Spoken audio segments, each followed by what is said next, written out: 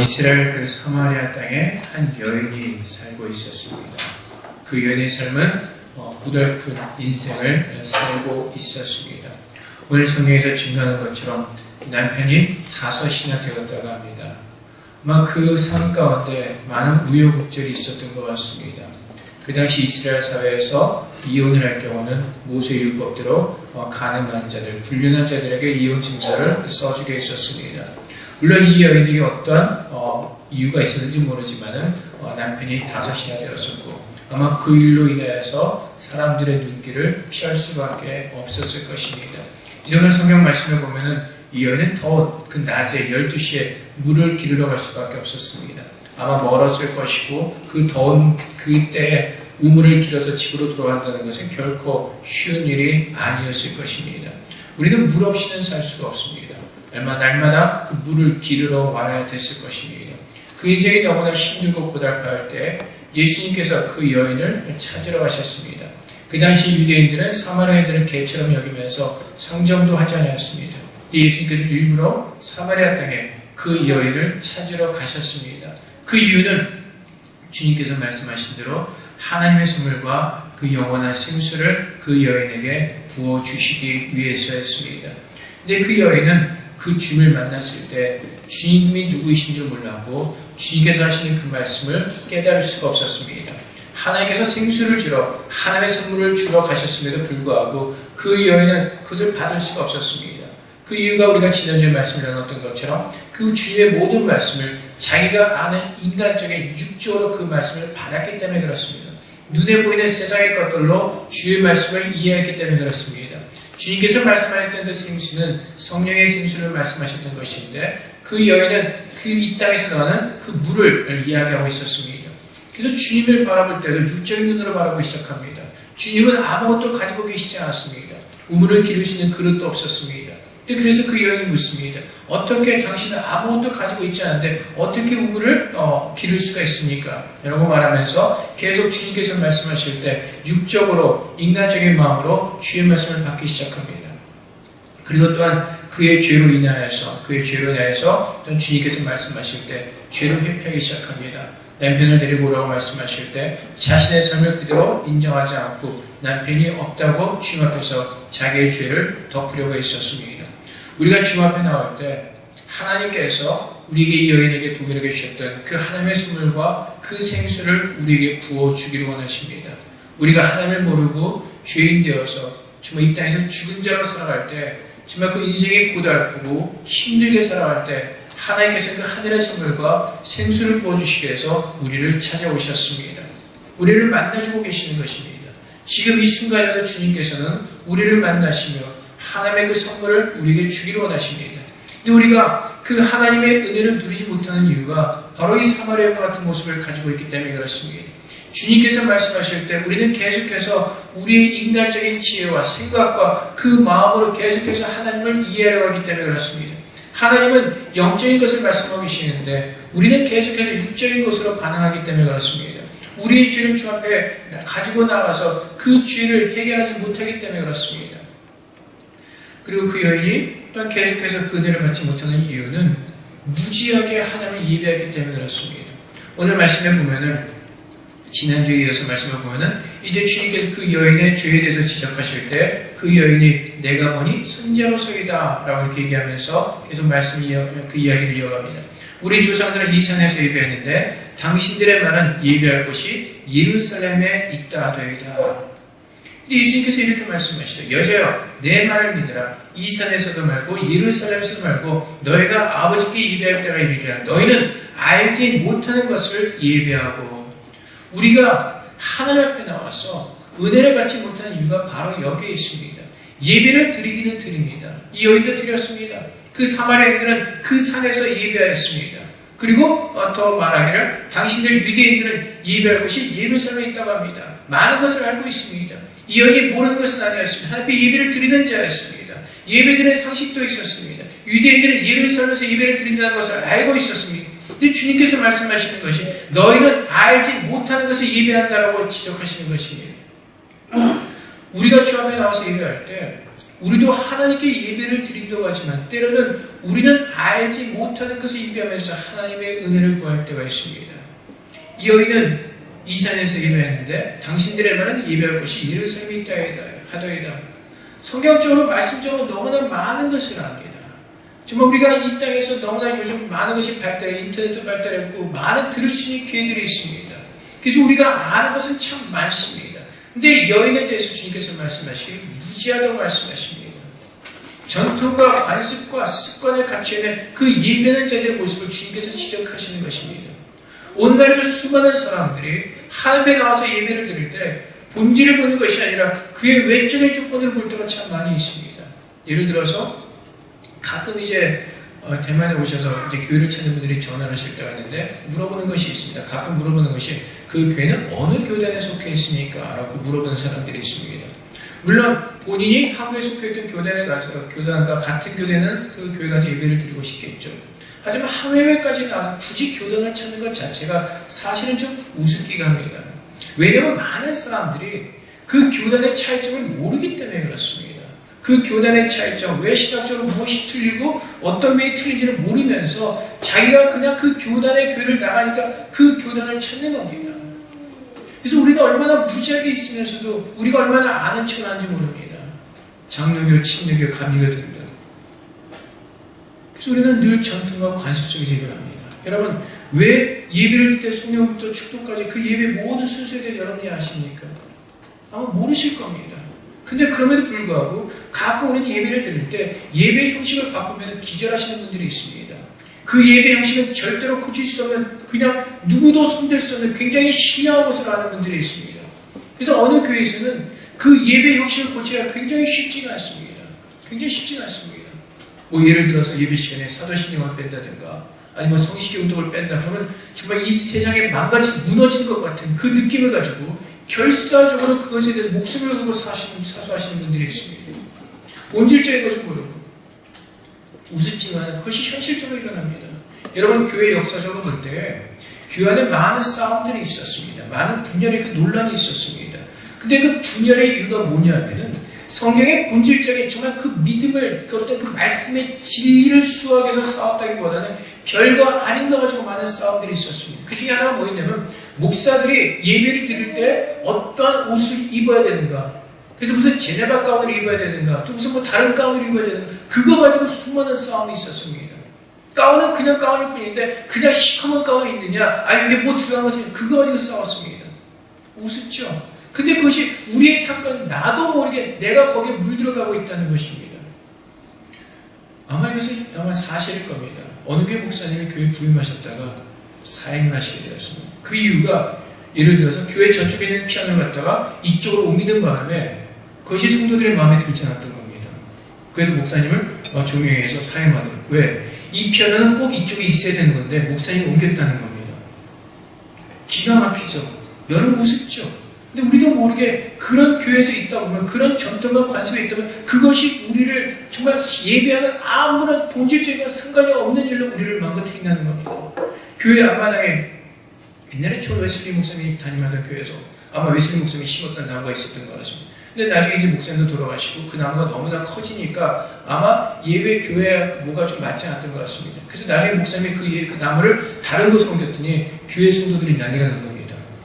웨슬리 목사님이 심은 그 나무를 어떻게 옮길 수가 있냐는 거죠. 그래서 그 목사님도 쫓겨나게 됐다는 그런 이야기가 있습니다.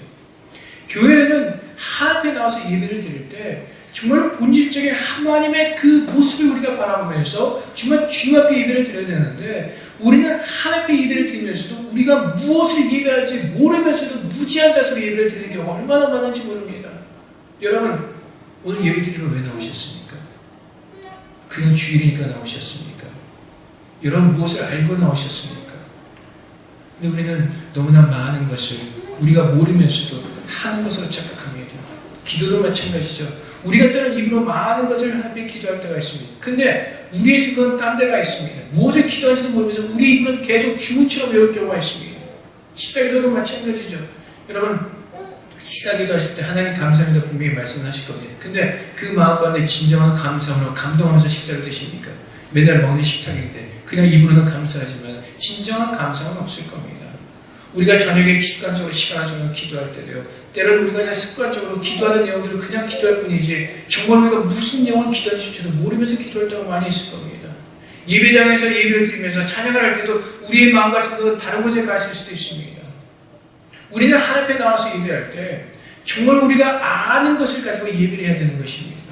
무지하게 무식하게 우리가 알고 있던 그 전통과 관습 속에 젖어가지고 그 예배를 드리는 것이 아니라 정말로 우리가 아는 것을 가지고 예배를 드려야 한다는 것입니다. 때로는 이제 큰 배경하면 예배가 굉장히 감동스러운 예배가 있어요. 예배 코트가 굉장히 잘 짜져 있죠. 조명부터 시작해가지고 그 다음에 PPT에서 막 쏘아주는 거 아마 기가 막히게 완벽하게. 근데 여러분, 물론 하나님 앞에서 그렇게 정성스럽게 준비하는 것은 굉장히 좋습니다. 근데 거기에 빠져서는 안 된다는 것입니다. 그 준비된 모든 것들이 예배하는 성도들을 하나님 앞으로 인도해야 된다는 것입니다. 그 준비하는 것으로 끝나는 것이 아니라 그 준비됨을 통해서 모든 성도들이 하나님 앞에 나와서 하나님을 예배해야 되는 것입니다. 그래서 예배는 무엇입니까? 우리가 어떤 그 형식과 외적인 것도 중요하지만 가장 중요한 것은 하나님 앞에 서서 그분을 바라보고 있느냐인 것입니다. 우리가 정말 하나님을 예배하는 자로 서 있느냐인 것입니다. 예배는 무엇입니까? 마가복음에서 말씀하십니다. 마가복음에서 하나님께서 우리에게 말씀하시기를 12장 30절 말씀에 마가복음 12장 30절 말씀에 내 마음을 다하고 목숨을 다하고 뜻을 다하고 힘을 다하여 주 너의 하나님을 사랑하라고 말씀하십니다. 마음을 다하고 목숨을 다하고 뜻을 다하고 힘을 다하여 주 너의 하나님을 사랑하라. 하나님 앞에 예배하는 것은요, 하나님을 사랑하는 그 마음의 표현입니다. 우리가 찬양하는 것도, 우리가 하나님 말씀을 듣는 것도, 기도하는 것도 그 하나님을 사랑하는 그 마음의 표현인 것입니다. 고백인 것입니다. 그 하나님을 알 때에, 그 전능하신 하나님을 알 때에, 그 하나님의 사랑 우리가 온전히 알 때에 그 하나님께 진정으로 예배드리는 그 은혜의 기쁨과 감격이 있다는 겁니다. 그래서 호세아서에서 하나님께서 우리에게 이렇게 말씀하십니다. 여호와를 힘쓰라고 말씀하십니다. 하나님을 힘쓰라고 말씀하십니다. 새로 교회에 나오신 분들은 우리가 하나님이 누구이신가를 힘쓰는 것에 우리의 마음을 다해야 될 것입니다. 그리고 계속 나오신 분들 더 하나님을 온전하게 깨달을 수 있도록 힘써서 여러분이 더 하나님 앞에 나가셔야 될 것입니다. 그래서 예배 드릴 때 어떤 그 예배의 형식도 중요하지만 가장 중요한 것은 무엇입니까? 마음을 다하고 목숨을 다하고 뜻을 다하고 힘을 다해 주 우리 하나님을 사랑하는 그 마음이 있느냐는 겁니다. 그 마음을 가지고 나서 주 앞에 간절하게 하나님을 바라보고 있느냐는 겁니다. 여러분, 예배 나올 때 생명을 것입니까? 예배 나올 때 여러분의 세상의 모든 것들을 다 버리고 나오십니까? 북한에 있는 그 기독교인들은 생명을 보고 예배를 드리지 않습니까? 그들이 예배를 드리다 걸리면은 굉장히 많은 고통과 고문과 어떤 죽음까지도 따라올 수도 있습니다. 그들은 생명을 걸고 예배를 드립니다.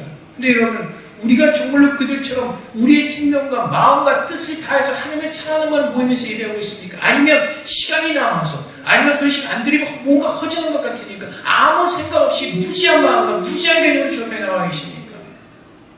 하나님은 우리 모두가 다 동일하게 여기 앉아있지만 하나님은 예배하는 자들을 찾으십니다. 정말로 온몸과 마음을 뜻과 다해서 하나님을 바라보는 그 예배하는 자를 찾으십니다. 생명을 다해서 예배하는 것입니다. 생명을 다해서 주님의 그 안식일을 지키는 겁니다. 근데 우리는 너무나 많은 사람들이 세상의 일 때문에 어떤 바쁜 일 때문에 주일 성수조차도 제대로 못할 때가 참 많이 있습니다. 생명을 거는 것이 아니죠. 내 마음과 뜻을 다하는 것이 아니죠.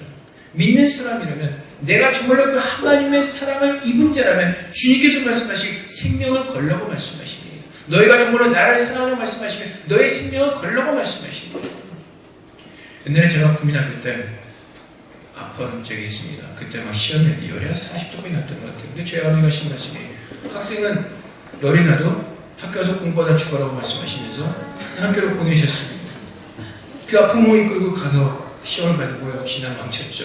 근데 나중에 제가 다 크고 나서 또 하시는 말씀이 이제 믿는 사람은 교회 가서 기도하다가 예배드릴 때 죽어야 된다. 그래서 무조건 가는 겁니다. 생명을 다해서 가는 겁니다. 죽는 한이 있더라도 가는 겁니다. 하나님께 예배드릴 그 시간에 내 생명을 다해서 거는 겁니다. 근데 우리는 스스로 여기까지죠. 여기까지 조금만 더 하면 내가 힘들 것 같고 내가 바쁘니까 내 시간 여기까지 드리면 안 될 것 같고 우리는 이미 스케줄을 다 짜놓고 내 생각과 틀에서 그 남는 것을 가지고 앞에 예배를 합니다. 생명을 걸지 않습니다. 왜 하나님께서 우리를 찾아오셔서 그 성령 하나님의 선물과 성령의 생수를 우리에게 부어주기를 원하시는데 우리가 받지 못한 이유가 무엇입니까? 우리의 마음과 모든 것을 다해서 주 앞에 쏟아붓지 않기 때문에 그렇습니다. 하나님께서 원하시는 사람은 우리의 마음을 비우는 사람들을 지우시겠다고 말씀하십니다. 하나님의 은혜를 정말로 간절하게 구하는 자들에게 주시겠다고 말씀하십니다. 내 영이 살아나는 그 은혜는 주 예수 그리스도의 십자가에서 흘리신 보혈로 값없이 우리가 받았지만 이제 우리가 채워져가는 건요, 간절히 두드리는 자에게, 우리의 마음을 열고 예수를 영접하는 자들에게 주님께서 들어오셔서 우리랑 먹고 마시겠다고 말씀하시는 겁니다. 그만큼 주님을 간절히 원하는 자들. 그래서 여러분, 주일날도요, 뭐 우리가 주일날 예배 안 나간다고 내 생명을 위협하는 사람은 없지만 정말 주 앞에 나올 때 정말 하나님을 바라보면서 하나님께서 나를 구원하시기 위해서 나를 어떻게 사랑하시는 그 사랑을 알고 그 사랑에 감동이 되어서 나를 사랑하신 나의 아버지 하나님 앞에 나와서 온몸과 마음을 다해서 신령과 진정으로 예배드리는 그 마음, 그 모습, 그때 하나님께서 하나님의 선물과 성령의 생수를 부으시겠다 약속하시는 겁니다. 나는 왜 은혜가 없을까요? 하나님 왜 나는 여러분 모습을 좀 보시면서 말씀하세요. 여러분 모습 보시면서 주일날 우리 할 거 다 하고 남는 시간에 뭐 오전에는 나오시고 오후에는 바쁘신 그냥 가시고 뭐 여러분 하실 거 하시면서 하나님께서 주일날 하루 안식일을 거룩히 지키라고요. 그 안식일에도 지킬 수 있는 겁니다. 우리의 모습을 보시는 겁니다. 근데 안식일도 하루도 제대로 성사하지 못하면서 월요일부터 토요일까지 하나님의 말씀대로 산다는 것도 거짓말입니다. 단 하루도 내 모든 것을 걸지 못하는 월요일부터 토요일까지요. 그건 너무나 뻔한 거짓말이죠. 우리가 너무나 잘 알고 있지 않습니까? 주님께서 오늘 우리에게 말씀하신 것은 하나님께서 우리에게 생명과 그 하나님의 선물과 생명의 생수를 부어주시기를 원합니다. 언제요? 내 모든 마음을 다하고 뜻을 다하고 내 생명을 다해서 하나님을 사랑할 때입니다. 그분과 뜨겁게 사랑할 때 그분의 모든 것이 나의 것이 되는 겁니다. 그분과 다시는 여러분께 질문을 드립니다. 여러분들 오늘 나올 때 무엇을 하시며 나오셨습니까? 그 하나님의 사랑에 대해서 알고 나오셨습니까? 그 하나님께서 나를 얼마나 간절히 구하고 계신가를 알고 나오셨습니까? 그분께서 얼마나 내게 가장 좋은 것을 채워주기를 원하시는지 그것을 알고 나오셨습니까? 그분의 사랑을 오늘도 나에게 부어주시면서 충만하게 나와 함께하기를 원하시는지 그것을 알고 나오셨습니까? 그 기대가 있으셨습니까? 그것을 알지 못하고 예배하는 모든 것들은 다 무지한 예배요. 하나님께서 기뻐하시지 않는 예배요. 하나님의 선물을 받을 수 없는, 은혜를 누릴 수 없는 그런 예배라는 것입니다. 우리는 우리의 마음과 우리의 신령이 준비되어 있지 않습니다. 자꾸 외적인 조건을 따지는 겁니다. 예배 형식을 따지고 기도가 뭐가 어떻고 우리 마음의 준비가 되어 있지 않으면서 우리는 자꾸 외적이고 우리가 알지 못하는 것, 그것을 가지고 많은 말들을 하기 시작하는 겁니다. 하나님께서 오늘 분명히 말씀하시기를 하나님은 너무나 심플하게 우리에게 구하십니다. 하나님을 사랑하는 마음입니다. 우리가 부흥하는 것도요, 주님을 사랑하는 마음으로 주 앞에 기도할 때 부흥이라는 겁니다. 초대교회 성도들 보십시오. 초대교회가 그때 무슨 예배 형식이 있었습니까? 없었습니다. 예배 형식은 나중에 만들어진 거죠. 초대교회는 어떤 예배 형식도 없었습니다. 근데 성경의 증거하기를 날마다 하나님을 믿는 사람들 숫자가 많아졌다고 얘기하고 있습니다. 왜요? 초대교회 모든 성도들이 기도에 자신을 헌신했기 때문에 그렇습니다. 왜? 하나님의 은혜를 알았기 때문에, 그 그리스도의 십자가의 구속의 사역을 알았기 때문에, 깨달았기 때문에 주님 앞에 감사하는 마음으로 열정적으로 그들의 모든 것을 기도의 헌신을 쏟아부을 때 하나님의 진정한 부흥이 일어나는 겁니다. 근데 우리는 얼마나 우리의 많은 말들을 하는지 모릅니다. 어떤 분들은 그래요. 하나님께 성령의 감동을 내가 이렇게 말한다고 말하는 분들이 있어요. 온전한 깨달음이 아니에요. 성경의 다른 말씀을 모르고 그냥 자기가 깨달은 거 가지고 자꾸 성령의 감동이셔서 착각하는 사람들이 참 많이 있습니다. 성경은 전체적으로 하나님의 그 뜻을 봐야 되는 겁니다. 근데 왜 자꾸 우리가 알지도 못하면서 무엇인가 아는 것 같은 그런 착각 속에서, 내가 무엇인가 한다는 그 착각 속에서 바리새인과 같은 모습을 가지고 사는 사람이 얼마나 많은지 모릅니다. 누가복음에 나오죠. 바리새인이 하나님께 나와서 기도합니다. 나는 일주일에 2번씩 금식하고 11조를 드렸고 저세례와 불의한 짓도 안 했고 나쁜 짓도 안 했고 나는 거룩하게 살고 있습니다. 근데 주님께서 뭐라고 말씀하세요? 너 아니다라고 말씀하세요. 왜요? 행위는 주님 앞에 그런 모습을 드렸는지 모르지만 그 마음 가운데 하나님을 아는 지식이 없었다는 겁니다. 하나님을 아는 지식이. 하나님께서 정말로 기뻐하시는 것이 무엇인지를 모른다는 겁니다. 하나님께서 기뻐하시는 것은 주님의 사랑으로 하나가 되는 겁니다. 겉으로는 얼마든지 할 수가 있습니다. 겉으로 얼마든지 부흥시킬 수가 있습니다. 지금 약장수처럼 나팔 좀 불어대면서 뻥도 좀 치면서 막 하면 얼마든지 사람 모을 수가 있습니다. 근데 거짓된 것은요, 주님의 마지막 때 분명히 드러날 겁니다. 분명하게. 분명히 드러날 겁니다. 우리가 이 땅에서 예배하는 이유가 무엇입니까? 우리가 하나님 앞에 나오는 그 이유가 무엇입니까? 하나님의 은혜의 선물을 누리기 위해서. 그것이 무엇입니까? 살아난 자들의 기쁨입니다. 살아난 자들이 누릴 수 있는 그 행복과 만족감입니다. 그래서 하나님의 선물이 무엇입니까? 성령입니다. 사도행전 2장 38절 말씀은 베드로가 이렇게 외칩니다. 회개하라, 회개하라. 그리고 너희가 회개하여 각 예수 그리스도 이름으로 세례를 받고 죄사함을 받으라. 그리하면 성령의 선물을 받으리니. 하나님께서 말씀하신 것은요, 성령의 선물입니다. 주께서 말씀하신 것은. 생수는 무엇입니까? 성령의 은혜죠. 성령의 생수입니다. 요한복음 10장에서 말씀하지 않으십니까? 하나님께서 우리에게 주시려는 것이 무엇이냐면은 하나님 앞에 나와서 하나님의 누구이신지를 깨닫고 내가 그분의 어떤 은혜를 받았는지를 알고 그 은혜와 기쁨을 누리라는 것이 살아난 자들의 기쁨입니다.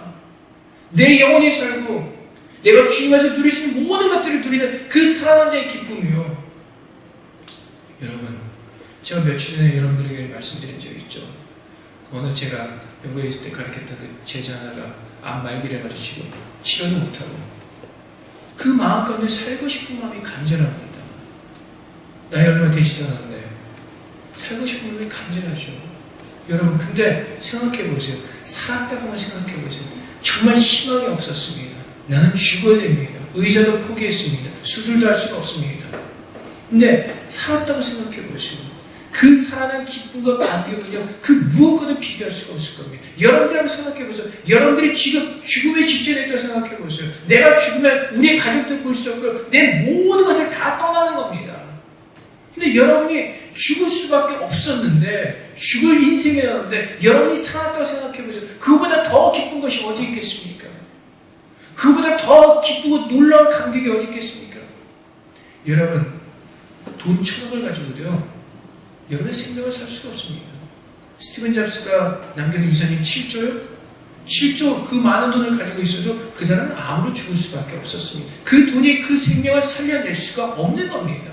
근데 하나님은 내 영혼을 살리시고 이제는 더 이상 죽지 않는 영원한 생명을 나에게 주시고 그 생명의 기쁨을 누리도록 나를 부르신 것입니다. 그래서 우리는 그 하나님의 보좌 앞에서 그 보좌에서 흘러는 그 생명의 생수를 마시면서 늘 기뻐하며 즐거워하시는 그 축복이 내게 있는 겁니다. 우리가 누리지 못하는 건 문제 아세요? 내가 살았다는 것을 우리가 알지 못하기 때문에 그렇습니다. 내가 정말 주님의 은혜로 내 영이 살아서 하나님의 은혜를 누릴 수 있는 그 자리가 되었다는 것을 우리가 실감하지 못하기 때문에 그렇습니다. 알지 못하기 때문에, 무지하기 때문에.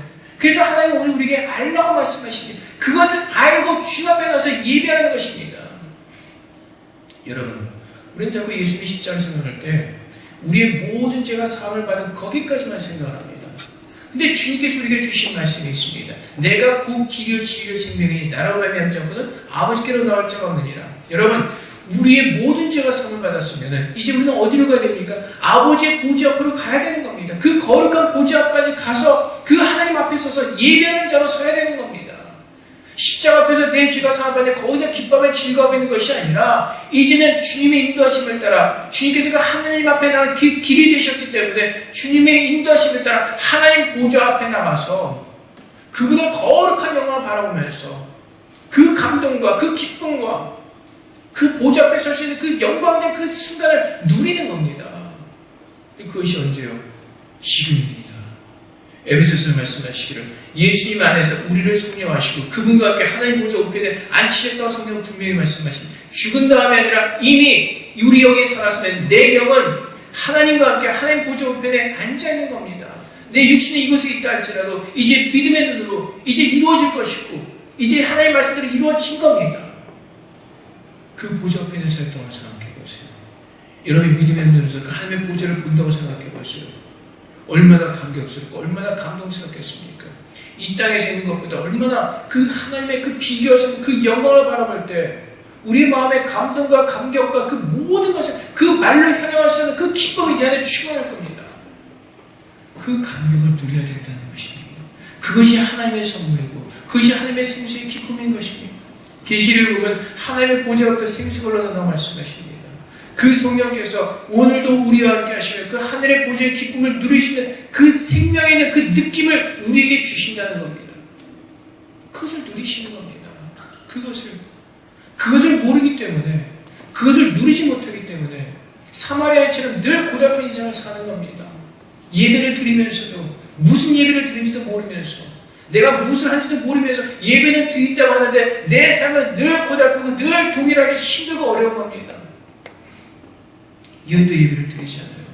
우리 조상들이 이 산에서 예배했는데 결국 뭐예요? 나도 이 산에서 예배를 드린다는 겁니다. 많은 것을 알고 있습니다. 메시아가 오시면 그분께서 우리를 가르쳐 줄 겁니다. 아는 것은 많습니다. 성경적인 지식은 참 많습니다. 근데 그 지식이 정말로 하나의 그 보좌까지 나를 이끌고 가고 있느냐는 겁니다. 예배 회복이 일어나야 됩니다. 주님의 보좌 앞에 서서 그 주님의 영광의 거룩한 모습을 바라보면서 우리의 온몸과 마음을 다해서 힘써서 내 생명을 다해서 주님을 예배하는 그 감격과 감동이 일어날 때 내 삶이 회복되어지는 것입니다. 사마리아인도 산에서 예배하십니다. 그 삶의 회복이 없습니다. 감동이 없습니다. 감격이 없습니다. 진정한 예배를 드리는 자들이 주님의 은혜 가운데서 회복을 누리는 겁니다. 누가요? 신령과 진정으로 예배하는 자들, 영으로 예배하는 자들, 육으로 어떤 그 예배를 드리는 것이 아니라 정말로 하나님께서 살리신 내 영혼이 하나님을 만나 기뻐하며 내 영이 주를 찬양하며 내 영이 주를 찬양하며 나갈 때, 그리고 진리에서, 말씀 위에서, 하나님 말씀입니다. 진리에서 영과 진리로 하나님 말씀을 가지고 나가는 거예요. 이 말씀을 내가 믿기 때문에, 이 말씀이 내게 이루어진 것을 내가 믿기 때문에 이 말씀을 우리가 확신하고 믿음으로 나아가서 주 앞에 예배할 때 그때 하나님께서 부으시는 그 놀라운 그 생명의 기쁨이 우리에게 있는 것입니다. 우리는 살아있는 자들입니다. 생명이 있는 자들입니다. 죽은 자들과 같이 힘들고 어렵게 사는 것이 아니라 이제 정말 내가 살아있는 자들이요, 하나님의 자녀들이요, 나의 아버지 하나님은 우리에게 가장 좋은 곳으로 치우기를 원하시는 나를 사랑하시는 아버지를 알고 우리가 주 앞에 나갈 때 그분 앞에 나와서 생명을 다하지 않을 수가 없을 겁니다. 내 뜻과 내 마음을 다하지 않을 수가 없을 겁니다. 아무리 급한 일이 있다 할지라도, 아무리 모든 일이 있다 할지라도 주님을 예배하는 것에 게으르지 않을 것입니다. 그래서 여러분, 예배 드리는 자의 태도로서 여러분이 돌아서야 되는 겁니다. 여러분들이 기분 좋으면 예배 드리고 바쁘면 나가고 아프면 빠지고, 그게 아니라 생명을 걸라고 말씀하신 주님 앞에서 내 생명이 다한 날까지 내가 예배를 드린다 죽는 한이 있더라도 그 시간에 주 앞에 나가는 시간이면 주 앞에 나가는 겁니다. 내 생명 앞에 있습니다. 내 모든 생사하고 주님의 손에 있습니다. 살리신 자는 하나님이시고 죽이신 자는 하나님이십니다. 그 하나님을 온전히 믿는 믿음을 가지고 주 앞에 나가 예배할 때, 생명을 다해서, 믿음을 다해서, 뜻을 다해서 주 앞에 예배할 때 하나님께서 약속하신, 오늘 이 사마리아에 약속하신 하나님의 선물과 그 생수가 우리 안에 부어짐을 우리는 깨달을 것이고, 그 모든 것들을 아름답게 누리는 주님의 거룩한 자녀로 우리는 서게 될 것입니다. 사랑하는 성도 여러분, 아는 것을 예배하기로 합니다. 주와 주 앞에 나가 힘써 알기를 구하기로 합니다. 그리고 우리가 깨달은 대로 우리가 아는 것을 가지고 예배하는 가운데 그 예배의 감격이 회복되어지고, 그 예배의 감격이 회복되어지는 것만큼 우리의 삶이 이제는 정말 주님의 은혜로 차고 넘치며 그 기쁨과 평강과 모든 충만함이 우리의 삶가운데 부어지는 가운데 이제 내가 정말 주님의 찬양하면 이제 내 삶의 열매로서 하나님을 증거하며 영광 돌리시는 저녁이 되시기를 주님으로 축복드립니다. 함께 기도하겠습니다. 하나님, 이제 우리에게 알게 하여 주십소서. 우리에게 더 하나님을 힘싸고자 하는 그 믿음과 마음을 허락하셔서 주 앞에 나올 때 이제 정말 아는 것, 살는 것을 예배하게 하시고 하나님의 영광 돌리게 하셔서 정말 내 삶 가운데 하나님께서 약속하신 하나님의 성령의 성령과 그 성령의 기쁨과 평강의 생수가 날마다 우리에게 차고 넘치도록 주께서 부어달라고 이 시간 주 앞에 기도하도록 하겠습니다. 주님 부어주시옵소서. 당신을 알게 하여 주시옵소서. 우리가 또 인간을 알게 하여 하시고 우리 아버지가 누구인가 알게 하옵소서. 내가 얼마나 복받은 자인가 알게 하시고 얼마나 하나님의 사랑을 입은 자인가 좀 알게 하옵소서. 아버지 하나님 무지하게 아무것도 모르는 것을 가지고 있는 것이 정말 주 앞에 나 마음을 다해 뜻을 다해 진정한 하나님의 사랑에 행합니다. 아버지 하나님 도와주시옵소서. 우리의 미련함을 도와주시고 우리의 부족함을 좀 알게 하시옵소서. 더 겸손하게 배우는 것 하옵소서. 더 겸손하게 하나님의 은혜를 누릴 수 있도록 우리의 마음을 잡게 드리게 하옵소서. 아버지 성경 같은 건 웃음을 달라고 말씀하셨습니다. 우리의 모든 것을 다 주님의 성경이라고 말씀하셨습니다. 아버지 하나님 우리 자신을 돌아보게 하옵소서. 우리가 얼마나 우리 인간적인 생각으로 우리의 지혜로 살아가지 알게 하시고 이제 정말 영적인 생활을 행복하는 그 하나님의 예배를 드리는 저희가 되게 하옵소서. 아버지 하나님 주님 앞에 영적으로 예배를 드리는 겁니다. 정말 내 마음에 정말 그 사는 기쁨과 감동을 가지고 주님의 예배를 드립니다. 아버지 하나님 여호와를 더 힘싸게 하시옵소서. 더 힘싸게 하옵소서. 우리의 생명을 위해서 여호와에게 힘쓰는 자들 되게 하옵소서. 주님의 뜻이 무엇인지 구하게 하시고 우리 아버지 얼마나 위대하시고 전능하시고 우리를 사랑하시는 거룩한 하나님이시를 증거할 수 있도록 우리에게 지혜를 더하여 주시옵소서. 사랑의 주님, 주님께서 이 땅에 우리를 만나러 오셨습니다. 우리가 너무나 더럽고 너무나 악하여서 주님 앞에 나갈 수 없을 때 주님은 나를 먼저 찾아오셔서 우리 영혼을 구원해 주시고 이제는 하나님의 선물과 그 생수를 우리에게 부어주시기 원하십니다. 아버지 하나님, 그 주님의 사랑을 알게 하여 주시옵소서. 그 주님의 뜻을 온전히 깨달을 수 있도록 주님 우리를 도와주시옵소서.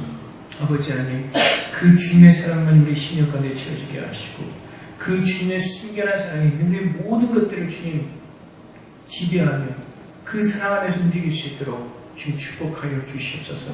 그 사랑을 깨달을 때 그 사랑의 감격과 감동이 우리 안에 넘칠 때 우리는 정말 우리의 몸과 마음을 다해서 생명을 걸고 하나님의 사랑하는 은혜가 우리에게 부어질 것입니다. 아버지 하나님, 정말 우리가 하나님의 사랑을 알게 하셔서 그 사랑에 응답하며 반응하는 저들 될 수 있도록 축복하여 주시옵소서. 이제 우리가 살았습니다. 내 영이 살았음을 알게 하시고 이제는 영원히 하나님과 함께 그 생명의 기쁨을 누리는 주님의 자녀로 부름받았음을 깨닫게 하셔서 아버지 하나님, 그 생명의 기쁨이 그 생명의 충만함이 우리 안에 날마다 주님 살아서 역사하는 귀한 은혜가 우리에게 있게 하여 주시옵소서. 아버지 하나님, 사마리아인이 무지했던 것처럼 우리도 무지한 자로 살지 말게 하시고 이제는 주님의 은혜가 우리에게 임하였사오매 깨닫게 하여 주시옵소서. 메시아가 우리 가운데 임재하셨습니다. 주님께서 내가 그러다라고 말씀하셨습니다. 주님, 이제는 메시아가 오셔서 우리에게 모든 것을 가르쳐 주시고 알게 하셨습니다. 그 주님께서 우리의 모든 것을 깨닫게 하시고 주의 말씀의 진리로 우리를 인도하고 계십니다. 아버지 하나님, 이제는 주 예수의 그 말씀에 순종하여서 우리 모든 삶에 하나님께로 향하는 귀한 발걸음 될 수 있도록 우리 모두를 축복하여 주시옵소서. 감사의 예수 그리스도 이름으로 기도합니다. 아멘.